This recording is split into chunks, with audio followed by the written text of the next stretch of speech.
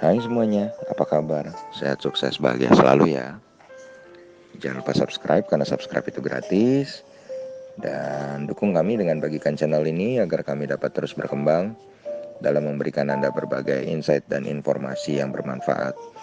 Bagi Anda yang telah mendukung kami selama ini dengan subscribe dan membagikan channelnya, kami ucapkan terima kasih dari lubuk hati yang paling dalam. Semoga Anda, kami doakan mendapatkan rezeki, kesehatan, dan kebahagiaan yang melimpah. Mari kita mulai insight kita kali ini tentang sebuah perusahaan yang bernama Steel Pipe Industry of Indonesia Tbk atau SPINDO, yang kode sahamnya adalah ISSP. ISSP sendiri ini adalah sebuah perusahaan yang sebenarnya sudah cukup tua ya. Didirikan tanggal 30 Januari 1971 dan memulai kegiatan komersialnya pada tahun 1972. ISSP atau SPINDO ini beralamat di Jalan Kalibutuh nomor 189 sampai 191 Surabaya, dan pabriknya berlokasi di 3 tempat, yaitu di Surabaya, Pasuruan, dan Karawang. Industri usaha dan induk usaha terakhir Steel Pipe Industry of Indonesia Tbk adalah PT Cakra Bakti Paraputra. Berdasarkan anggaran dasar dari perusahaan, ruang lingkup dari kegiatan ISSP ini meliputi industri logam, baik itu besi dan baja, antara lain pembuatan pipa baja, pita baja, plat baja, dan industri sarana penunjang kemudian industri untuk komponen otomotif dan kendaraan bermotor, serta penunjang industri otomotif. Kemudian ada pengalbanian pipa baja, barang-barang yang berasal dari besi atau baja, perdagangan hasil-hasil industri tersebut di atas, termasuk impor, ekspor, antar pulau dan lokal, baik atas perhitungan sendiri maupun atas perhitungan lain secara komisi, serta menjadi grosir, leveransir, dealer, distributor, dan keagenan atau perwakilan dari perusahaan di dalam maupun di luar negeri dari barang-barang tersebut. Saat ini ISSP melakukan kegiatan usaha dalam bidang industri pipa baja. Kemudian kita lihat ISSP saat ini diperdagangkan di pasar modal Indonesia dengan nilai market cap atau nilai pasar sebesar 970,11 miliar dan diperdagangkan saat ini dengan harga Rp135.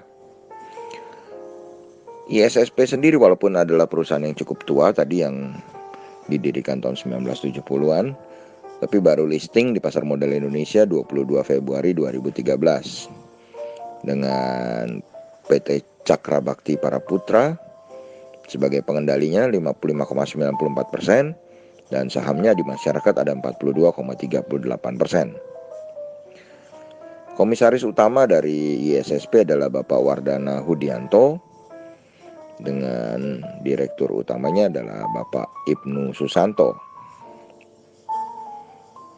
Kemudian kalau kita lihat laba dari ISSP, memang kalau kita lihat di kuartal kedua ini mengalami peningkatan baik secara Q on Q maupun year on year, tapi EPS-nya memang karena ada kerugian di kuartal pertama menjadi EPS-nya sangat kecil, yaitu 1. Sales dari ISSP adalah 1,67 triliun, asetnya 6,31 triliun, liability 3,21 triliun, equity 3,1 triliun dengan net profit hanya 2,63 miliar. Book value per share ISSP adalah 431. Ini menghasilkan ISSP mempunyai price to book value ratio yang sangat kecil 0,31 dengan price to earning ratio-nya, karena earningnya tadi sangat kecil, jadi PER-nya adalah 135 kali. Kemudian dari segi profitability kembali, karena profitnya yang sangat kecil menghasilkan angka yang buruk ya untuk profitability-nya, yaitu NPM-nya 0,15%, ROE-nya 0,16%, dan return on asset-nya 0,8%. Sedangkan dari sisi rasio utang, ISSP juga terlihat kurang menarik ya, dengan rasio utangnya yang 103,39%. Lalu kalau kita lihat memang sejak tahun 2018 ISSP tidak pernah lagi membagikan dividen.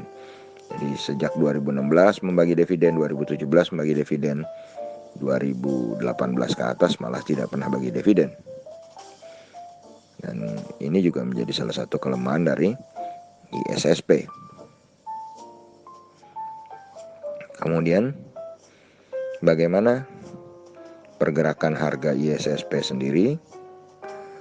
Kalau kita lihat ISSP saat ini diperdagangkan di harga 135, sedangkan year to date rentang pergerakan harga ISSP adalah 84 sampai 204. Dan ini boleh dibilang posisi ISSP saat ini hampir berada di tengah-tengah, tidak terlalu mahal, tidak terlalu murah. Sedangkan untuk 5 years-nya atau 5 tahunnya, harga terendah ISSP adalah 65, harga tertingginya adalah 284. Dan itu menyebabkan harga ISSP saat ini kalau kita hitung secara 5 years-nya, ISSP berada di dalam harga yang masih murah. Kemudian kalau kita lihat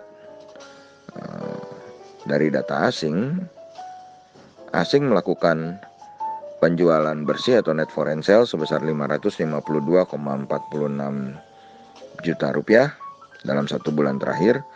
Tapi kalau kita lihat secara year to date, asing melakukan foreign net buy sebesar 2,82 miliar.